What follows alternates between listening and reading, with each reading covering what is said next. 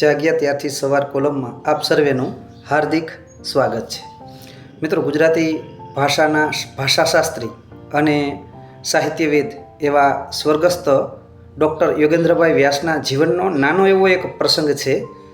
એમની પુત્રવધુએ એમને એક વખત ફરિયાદ કરેલી. આમ તો ઘણી બધી સ્ત્રીઓની આ ફરિયાદ હોય છે કે બાપુજી, તમારા દીકરા સાંજે ઘેર આવ્યા પછી, વાળું કર્યા પછી એનો પગ ઘરમાં ટકતો જ નથી, બહાર જતા રહે છે.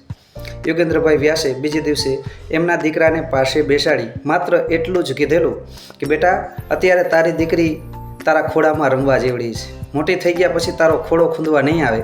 એમ કહેવાય છે કે આ શબ્દોએ ચમત્કૃતિ સર્જી બીજે દિવસથી એની પુત્રવધુની એ ફરિયાદ જતી રહી.